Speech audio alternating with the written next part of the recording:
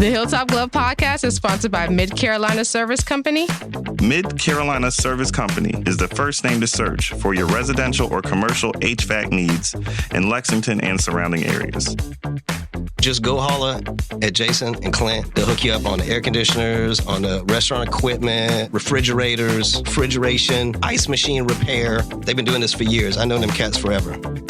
Family owned and operated since 2006, they pride themselves in their quality work and customer relationships. Call 803-356-4153 or visit midcarolinaserviceco.com for a no obligation quote for service today.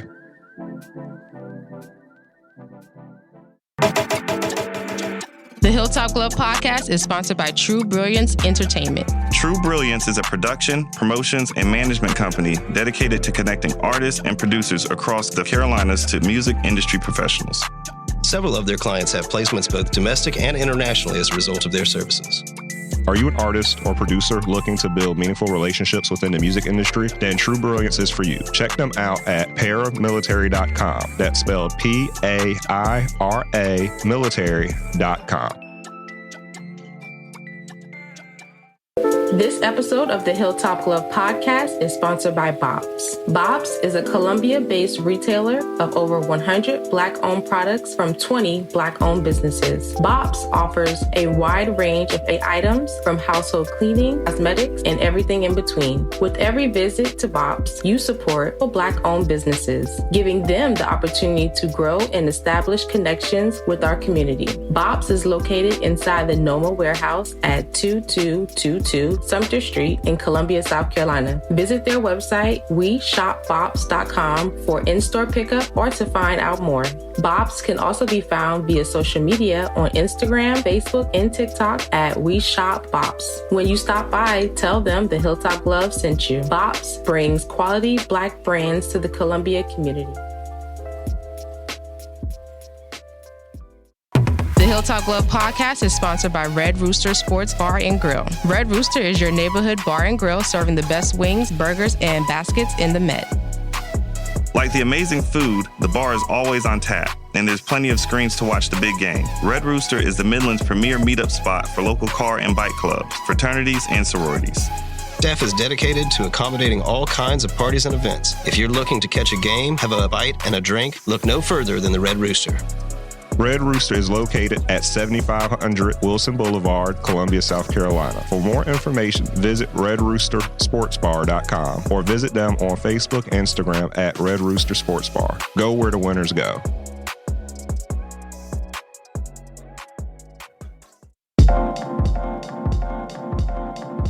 Welcome to the Hilltop Glove Podcast. Welcome to the Hilltop Glove Podcast. Welcome to the Hilltop Glove Podcast. Welcome to the Hilltop Glove Podcast.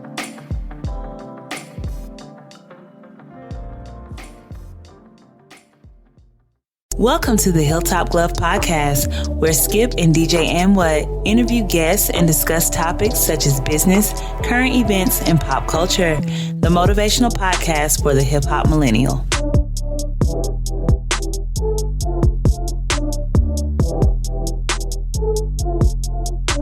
Good morning. Happy New Year, and welcome to this episode of the Hilltop Glove Podcast. I am DJ and What with my brother Skip, and this is our first official episode with our guest, Jackie Jones from the Sugar and Money blog, where she chronicles her own financial journey while giving tips and guidance for others. Hello, Miss Jones. How are you doing today? Good morning. I'm doing good. Excellent. How have the holidays going for you thus far? The holidays are going good because it's over. That means the spending is over. All right. Well, if you could just give our listeners a few highlights about what you do on your blog and what's your purpose for it and what you're trying to do in order for others to learn and grow. Sure. So my blog is sugarandmoney.com. So a lot of people always ask, what does that mean? So I like to say sugar is just saying like the sweet part of life, living a sweet life, because I love dessert. So I always talk about food sometimes. And then the money part is just having sweet finances. So I like to say having a sweet life while having sweet finances. Smooth. I guess that leads perfectly into the first question of the day. And I know this is very important at this time of the year. And I like that you said that the spending is over now since the holidays are over. But we wanted to talk about some holiday spending advice, because you do give advice on I guess you'd say financial responsibility. Financial responsibility is a big thing. I know I was on your blog. I read through a couple of the posts. I looked through the background stuff. I looked through your tips. I even looked at the links that you had to outside guidance and etc. But there was a question that we had written up by one of our contributors. And this is a very good question. The spending in the U.S. this year is going to decline by 7% to about $1,387 per household. It's still a lot of money, but even with the holidays, people are going to take that money and they want to spend it because they want to have good holidays. They want to have a good experience for themselves, their family, especially children if you have small children. What are some things that we could do smarter with money, especially coming out of this spending season in 2021, that would help us to pay debts off, but also to save money? Because I think right now with the situation that we're in, it's a very precarious situation, and feeling like you want to spend money to have fun. Like you said, you want to live the sweet life, but at the same time, you also want to have security. And right now, security is kind of at a minimum with what's going on. So I would definitely say just kind of rein that spending in, get back to cooking at home in case you were like eating out. During the holidays, sometimes we're running from event to event, or we're running from stores and we're just not at home as much to cook. And, cooking, eating out adds up really fast. It's very convenient, and it saves us time. But on the other side, it costs us so much money. So I like to say, get back in that habit of cooking at home, even if it's lunch, just to kind of cut back on that spending. And then, also you want to really start a budget if you haven't already created one. Really look at what do you have coming in and what do you have going out, but not just a list of your bills. So you want to really like break it down and say, okay, this is where whatever I have coming in, this is what I need to pay. This is how much I need to save. This is what I have for that discretionary spending. And, really stick within those boundaries to not like go over. I mean, of course, you're not going to always have a perfect month with your budget, but you need to have some kind of like guidelines to stay within. One thing I thought was very interesting too, that you said, especially the eating out. One of the things that recently happened to me is my wife and I, we recently had a child. And one of the things that comes up that we've had difficulty with is preparing meals, or at least, on a regular basis. So we've actually gotten kind of caught up in the cycle of, order out or to pick up something from somewhere, or to go through, like there's a local business here that does meal prep, and we've been going through them as well. And as great as the food is, it starts to add up and is costly when you look at it like from a week to week basis. Now we don't do it every week, but we at least every other week we'll go and we'll purchase it. But that's still like $80, $90 that we're taking out every 2 weeks that we probably wouldn't, we could probably reduce if we were to try to prep meals at home. But I know it's kind of difficult given, we're still adjusting to having the baby. Yeah, so with that, you almost like what we have done in the past, because we've had our moments when we've spent a lot eating out, and then we've had those moments when we really stuck to that grocery budget. I would on Sunday just really take a few hours and meal prep our own food. So like for breakfast, at this time, my husband was still going in the office. I would do like breakfast, like egg cups, and I would just make enough of those to last us 4 days. Yes. By the fifth day, he's normally tired of them. I love the egg cups, man. And if you ate the same thing for 4 days, then the fifth day, that Friday, you probably do deserve, a fresh hot meal, something different. And even the same with your proteins, just getting a bulk cooking of your proteins. That guy that Fit Man Cook, he actually has a cookbook that's all about meal prep, and he kind of goes through how to meal prep your proteins to save money. And then also your carbs are going to be easy. It's easy to cook like a pot of rice or roast some potatoes. So you just want to kind of make your own meal prep, get the containers and divide it up by day. And I think that's another great way to save money and also time, because if you've meal prepped all that on Sunday, then Monday, Tuesday, Wednesday, all you got to do is grab your food out the fridge. It's already prepared and divided up for you. Just throw it in the microwave. Okay. Also on the idea of saving money and, coming out of the big spending area that we're just in with Christmas, etc. If you do have extra money to save, right? If you have money on the side and you aren't in any debt, your debt is paid off, right? I know I was reading on your site and you're talking about saving money since you didn't have to actually pay into student loans because of the hold on the interest and also hold on the payments because of the coronavirus and the CARES Act and et cetera. Where should we be putting money right now? Because we're right at the beginning of the year. All the resolution stuff is popping off. People want to know what they need to do with finances so that they can come out looking good at the end of the year. Everybody's had their black-eyed peas, their collard greens, and their cornbread because they want to have good save. They really want to do well wealth-wise. Where should we put our money? I don't know if you have any ideas on that or if you have any strategies or anything, any advice you give the folks, because I know I was looking at Bitcoin and Bitcoin already up at $31,000 per Bitcoin right now. It's jumped over 10 grand in the past 2 weeks. Do you have any ideas or any understanding on what people should do with that money that they have extra saved over? Now, I will say I don't have much knowledge around Bitcoin. I just haven't really dabbled in Bitcoin. I just see like some things online.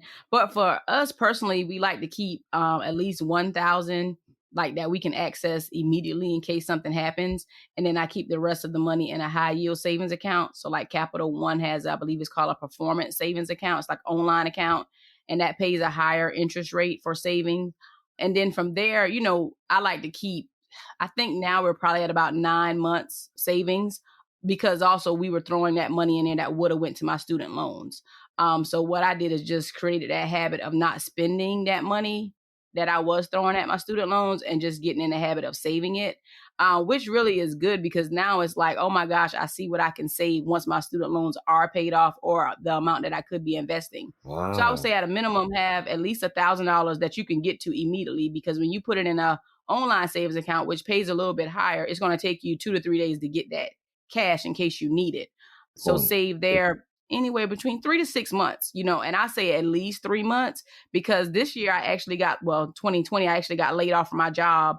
Luckily I had severance, but if I did not have severance, I was out of work for 3 months. Ouch. So if I didn't have severance, that would have been me relying on unemployment, which in South Carolina, I believe is $320 a week. Yes. And that's before they tax it. Yes. Because, you know, you got to still pay taxes on that money. You can pay it now, you can pay Say, it later. I hope people don't forget that. Yes, you got to pay taxes on it. Yes. You got to pay taxes on it. And when I was unemployed, I didn't have the extra $600 a week coming in. I didn't get that. So it was like, it would have been $326 a week. $326. You're like, yeah, $326. Ain't much. And it's not much, you know, and unfortunately, that's what some people, if you have no savings, that is what you're going to have to live on.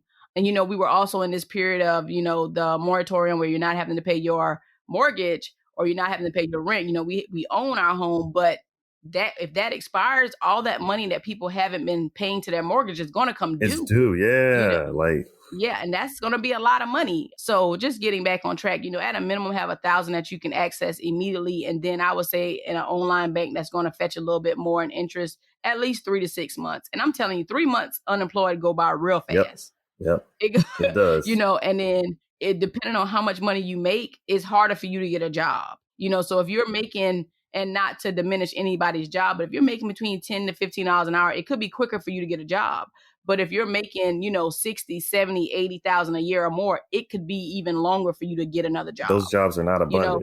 They are not abundant. Right. So, and your process to get hired is going to be longer. You may not have that one interview and you can start next week. You know, you may go through several rounds of interviews, which, you know, that's time that you're not getting paid. Yep. And you have to spend money in order to get a job. Yeah, I know for me, I was in a food plant and I had to go buy a suit because I wouldn't wear suits to work. You know, I would wear jeans, I would wear khakis, I would wear like a long sleeve t-shirt or a polo shirt. And I was like, oh my gosh, I got to go buy a suit. Suits aren't cheap. No, they are not. So yeah, even that, you know, gas getting to and from your interview. So yeah, it definitely adds up. If you're not, planning to spend that money. And that's another thing too, a little off topic, but you know, if you're working at a job, you want to see, do you even qualify for a severance? Because several people at my job did not qualify for a severance. Wow. So when their last day, it was their last day, that next week was their last paycheck. Wow. And they had and that's the thing, you'd want to have some kind of emergency savings for that. Yes, because also it took, I know, because I'm a HR manager. So several people would call me or text me because everybody had my number. it would be a month and some people still hadn't received their unemployment check. Wow. Because of so many people applying for unemployment. Backlog. This is 2020, but it's going to still be happening in 2021. Yeah. So even though right now these stimulus checks are dropping, the stimmy as they call it, you want to save that money because you may need it. That's another thing, because that's some money that is coming that technically is not taxed, that they do take away from us later. Technically, that's how the bill is written. But you do have that money to put aside for savings if you need it, or for some kind of emergency situation, which right now we've been in an emergency situation since March. So that's also something that's not normal, that is quote unquote called the new norm that people are getting used to living in, being in a constant emergency situation where funds, your spending and stuff, everything's almost magnified. So you don't want to be in a position where you don't have what you need to be prepared. It's harder to do though now. And I guess that's a question I have for you. In this situation where we didn't get forewarning on what was going to happen, but we had to be prepared, is there a way that we can set ourselves up now in this emergency situation to be prepared for the next time there may be an emergency like this, where say they want to go through another round, 6 weeks of lockdown or something like that? Is there any advice you have for folks about that when it comes to being prepared for that financially? Yeah, the best thing would be, stay current on your bills. Cause I think a lot of people too, I've seen the jokes, how we what we pay is the past due amount, not the currently due amount, stay current, stay current on your bills, because if that happens, then if you are out of work, you don't want to be pulling from what you have coming in or what you have saved. At least stay current on your bills, and then, start saving additional, like you say, save at least 1 month. 3 months is definitely what I think people at a minimum needs of their minimum bills, like their bills, their household expenses, and, your bare bones food budget. You probably wouldn't be spending a lot on gas, because even when I was out of work, I didn't spend a lot on, fuel, but, definitely still eating, and then those household bills to stay current, because it's hard to get caught up sometimes. So you just want to stay current. And like you say, just cultivate a habit of saving money. I know for me, I grew up spending money. Like if I had it, I had to spend it. Like I had to buy something. But just cultivate that habit of spending, of saving, even if it's $25 a week, $100 a week, whatever you can do. And just as you make more money, as you get extra money, just save it. If you get a bonus from your job, if you are that lucky, save it. Because was it last year or the year before when Trump did those tax cuts, and a lot of employers gave out $1,000 bonus just out of the blue? Save it. When you get those little quote unquote windfalls, save that money, because you're going to need it at some point in the future. There's never been a time that I haven't needed to use my savings account. Gotcha. It's been there for a reason. You got to be disciplined then. That's what you're saying. You must be disciplined. Oh yeah, saving, it takes discipline. It's much easier to spend money than to save it, because it's sitting there in your account. And that's another reason why I like it in my online account, to where I don't easily see it. Like, my Bank of America, I can see that every day, and I can easily transfer from the savings to the checking. And I got it right now. But if it's in that Capital One or whatever online bank, could be Ally, could be Marcus, there's a lot of online banks. It's going to take you 2 days. Out of sight, out of mind. And then you may not even want it. It's like, okay, if I got to wait 2 days to get it, I really don't need it. It's almost impulsive sometimes that we spend. So curb that impulsion and just kind of, just be content with what you have, and just don't spend the money. Speaking of impulse buying, seeing things and wanting what is out there, social media can highlight the spending habits of our friends and our families. We like to see those around us improving their quality of life. Like Kevin says this all the time, he's for real about this. The comparison could be the thief of joy. How would you suggest we balance our financial discipline and our need for acceptance and our approval from others with also being financially responsible? I think for me, what I do is that sometimes I do log off of social media if it is getting to be too much, or because, they track our habits, they track where we go at, and you start getting ads for what you look up online and things like that, to try to curb my spending and not buy things like impulsively. And also realize that my friends, they may have different goals than what I have. So I try to keep my goals in mind. Like, I'm very open with, look, I'm in debt. I'm trying to pay off my student loans. My other friends, they may be in debt also and just not worrying about it. Like they're okay just spending their money, but I know I have a different financial goal than they have possibly. Or maybe I just don't have the money allocated to spend on whatever that item may be. And I just try to keep that in mind, because I've had those times to where I've, spent stuff, spent money on things that I didn't really need. Sometimes you buy things and you're like, I really didn't even need this. And I kind of look at the habits of businesses and how they spend, how they create like that scarcity, like you need to buy it now, you need to buy it right now. And that stuff kind of, yes. And I guess I've kind of flipped it in my mind to where, when it's that kind of tactic, sometimes I don't even want it's a turn off. Yes. It's like, because do I really need it? Or, if so, it's going to come back on sale another time. Trust me, it'll come back on sale. They have cycles of these sales. So it's like, if I know it's really not in my plan to buy it that day, then I'm just not going to buy it, regardless of it being on sale or not. Smart. That is smart. That's some wise words. I know my father, he always told us when you go to the store, first of all, you know what you're buying, you know what you're going to get. If they do not have it, don't buy anything. Just walk out that store, the same money you came in with, just keep it with you. And it makes sense.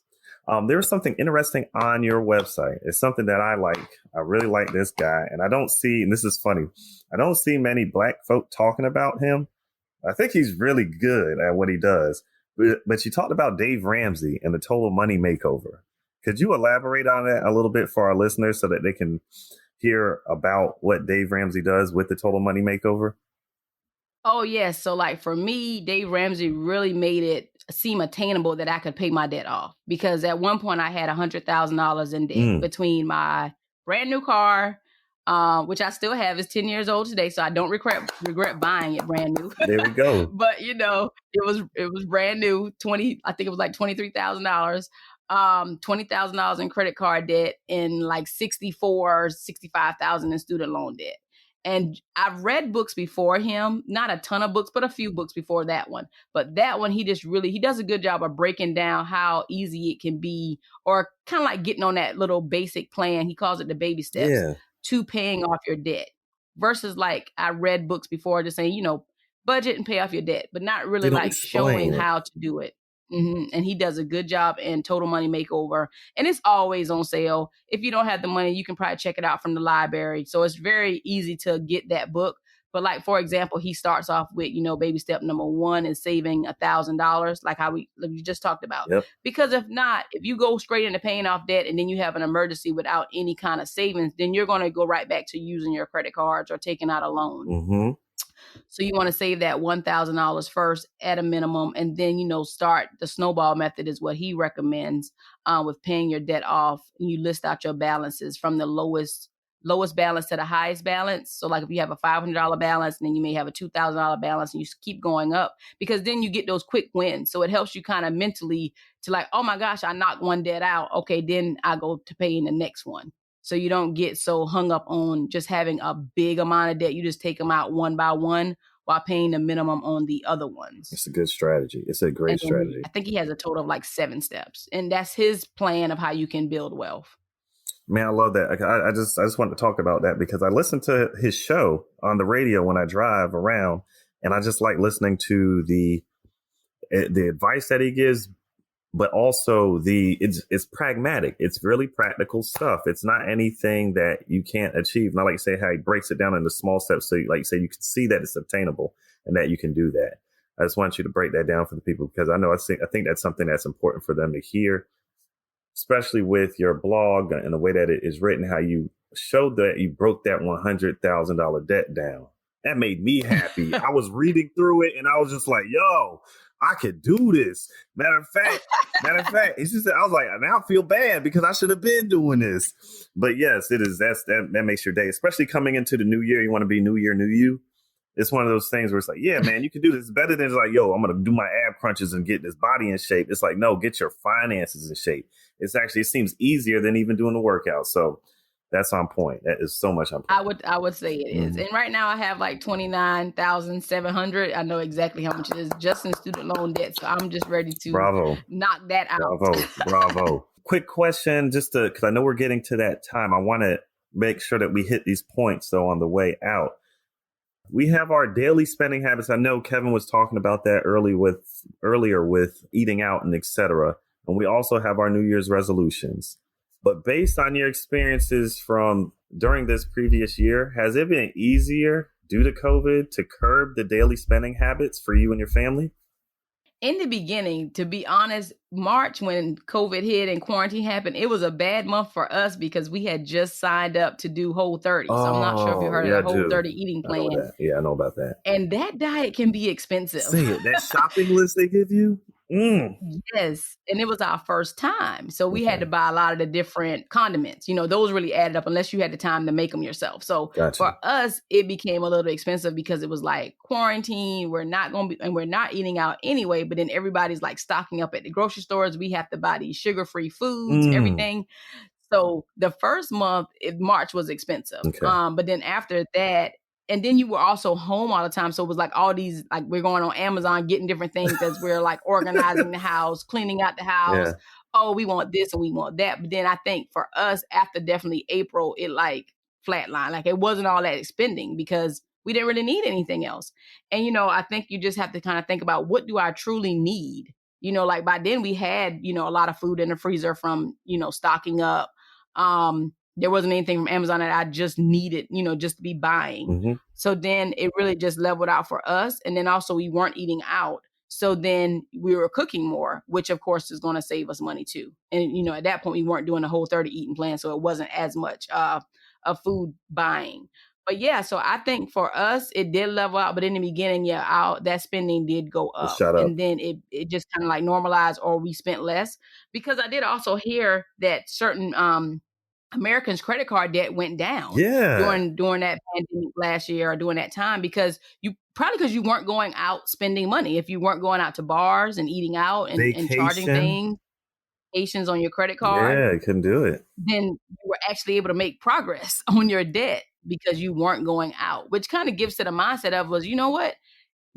Did I need to be charging these things up if I truly couldn't afford it anyway? You know, like you really couldn't afford it. You can just be at home, pay your bills off, pay your debt down or off, and still be happy with what you have at home. Exactly. Glad that you mentioned that because it kind of goes back to what I was saying about sometimes when we get online or we see, we see our friends and stuff. I know a lot of times I'll get online and I'll see someone go on a trip, right? And in normal circumstances, oh, okay, so they went to California. And I go back to my wife and I'm like, hey, I see such and such went to California. And she's like, I was thinking about us going on a trip somewhere. Or somebody might go to a restaurant, right? And it might be a nice restaurant. And they're like, oh, yeah, they put the picture online, right? And you're like, oh, man, they want to eat here. Oh, man, we got to go out somewhere to eat now.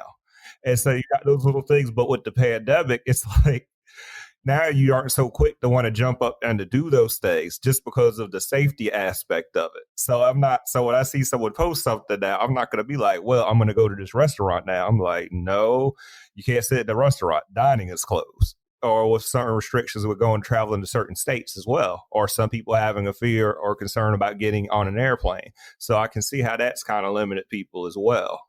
Yeah, I know for me, I normally would travel a few times out the year, even if it was different conferences. And there was one conference that was canceled this year. And I was like, good. Saw that.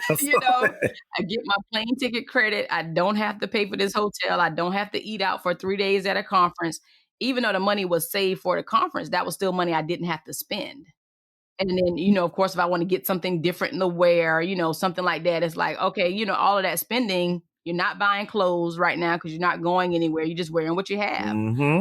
So it really is easy, I think, to save money. And I really believe it's going to probably continue right into 2021. Like, I don't think a lot of things are going to still be open as much. Exactly. Or if so, hopefully we've just realized that we don't have to go to everything. You know what I mean? Exactly. It's like you just realize that I did it last year. I can do it again and just continue down a path of, not just trying to go out to spend money. I can stay home or I can do things that, are cheap or whatever. Because, and I will say this, even like with the online events, more of those are popping up and they're paid online events. But that doesn't mean you have to go to those events. It's like, look, I'm going to save my money and I'm not going to attend your online conference. Or I'm not going to attend your online pop-up because these businesses, I know they're still trying to get money, but it's like, I don't have to subscribe to it. I don't have to go to it. And it makes it like, I think you put it very, very well. It makes it easier for us not to, because we don't have the option to in some cases, but also you realize that we've already been doing well, not doing.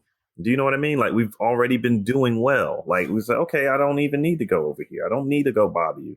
I know I was reading your blog and you were talking about not going on those other, going to those other financial conferences, and you love the financial conferences, but you're like, man, I don't need to go there, and I'm saving money anyway. And that's money you could put towards paying on certain debts or putting towards your savings. And it's very effective. So I commend you. Because also I realized that I was almost falling into like this overconsumption of knowledge, and I wasn't like executing on it. Yeah. So I'm like, there's so much stuff I've paid for. Mm-hmm. And I think it ties into our stuff at home too. It's like, I've already paid for this stuff. Let me use what I have and not continue to spend money. Exactly. So equate that to food in your freezer. I know plenty of us have like, a bunch of food in our freezer, a bunch of food in our pantry. We've already bought this food. Let's cook that before we go out and just buy more things. We already have a closet full of clothes. Let's wear those clothes before we just go out and buy more stuff. Like, just get out of that, that mindset of consumption. Because even with the conferences, it's just more consumption. That's what I was trying to figure out. Like they have they're financial conferences, but you aren't going there to save money. You see what I'm saying? It's a weird situation. Oh yeah, I agree. I had a question because I know I was on your blog, I was being all creepy and stuff, looking at all your stuff like I normally do. But there are some financial podcasts that you really like. Could you share some of that with our listeners, some of the podcasts you like? Because those are ways to get this information without having to go and spend money to travel anywhere. Sure. So I definitely like Earn Your Leisure. I can't think of the two guys' names. Actually, two guys. They run that podcast, and they're actually also on YouTube every Monday. So it's really good. They talk about entrepreneurship. They talk about also stocks, businesses, buying homes. They talk about a lot of things and have a lot of different guests. So I love Earn Your Leisure. And my husband also likes that too. So I'm sure your audience could be males primarily, I'm thinking. So that's really a good one. Also, His and Her Money, which is a married couple out of Chicago, I believe. They have a lot of debt-free stories. So I like them also for inspiration, because they have like real people coming on there telling their stories of getting out of debt. And they have also paid off all their debt, including their house in Chicago, which I'm sure that was an expensive house. So they talk about that. They've quit their 9-to-5s and now doing their His and Her Money brand full time. I also like Patrice Washington. Her podcast is Redefining Wealth. So she doesn't talk just solely about money. It's like she redefines wealth in the way of, holistically, whether it's, health and fitness, mindset, all of that, not just straight financial get out of debt. Yes. So she has like a whole like pillar program that she talks about. So hers is really good. And I also love Her Money by Jean Chasky. So she talks a lot about getting out of debt to investing. She does talk a lot about investing and just career women too. So I love her podcast also. Cool. Well, I think we've hit all of our questions that we had for you today. Man, matter of fact, we hit some of them without even having to ask you. So that's how I know you know what you're doing and what you're talking about. So I appreciate that, man. Kevin, anything else to wrap up today? Like I said, for one, we definitely appreciate you being a guest on our first official episode of the podcast. And one of the things that I noticed that you just mentioned on earlier is just one of the things that we're trying to do with the podcast is we're trying not to make it like a male podcast or a female podcast. We're trying to make it something where we're kind of addressing like the needs and the concerns of the demographic that we're in. So like the millennial demographic. Mm-hmm. So we're getting to that age now. We aren't where we're truly established professionally or family-wise, because, we still have young families, but at the same time, we're still, we're kind of transitioning out of that youthful phase. So we're just learning how to adult. Yep. How to figure out how to tackle, just like how to tackle things like how to pay our bills on time, like just like little practical things. Adulting. Yeah. So that's been our whole thing. And so when we're looking at guests, and when I was looking at guests personally, I thought you would be the perfect guest to have on our first episode, especially going into the beginning of the year and talking about something that's very important to us, especially as you get older, is learning how to manage your finances and learn the importance of budgeting. And so you were just like the ideal guest for us to have. And we definitely appreciate having you up here. Thank you so much for having me too. I really enjoyed this conversation. Oh, but before we leave, you have to give everybody all your information. How can they contact you? Where they can go get your stuff at? They can get your Instagram, your Facebook, even your email if you want them to email your inbox, something so that they can get in contact with you. Because I'm sure that people would like to follow up with you and your website. Oh, absolutely. So I'm very active on Instagram. I'm probably on Instagram too much. It's Sugar and Money. So just as it sounds, my Facebook is Sugar and Money blog. So I'm on there also. And I also have a Facebook group. And my email is Jackie@sugarandmoney.com. And then, of course, my website is sugarandmoney.com. Excellent. And I will be rolling out probably next week a savings challenge for 2020. Savings challenge. Okay. Yep. So we're receiving $2,500 throughout the course of this year. Ooh, please make sure you keep up with us on that. We'll post that on our site and make sure that we keep up with that with you as well, because that's something I think we all need. Absolutely. I'll let you know when it's out. Perfect. All right. Well, I think that'll be it for today. Again, Happy New Year to everybody. 2021 will hopefully be better than 2020 was. Hopefully we can get our finances in order. Our families will be strong and healthy and happy. And we can move into here like a beast into this new year and knock everything out. Absolutely. Thank you so much, guys. All right. Have a great one. That's it for today's episode of the Hilltop Glove Podcast. Make sure to subscribe to us on Spotify, Apple Podcasts, and Google Podcasts.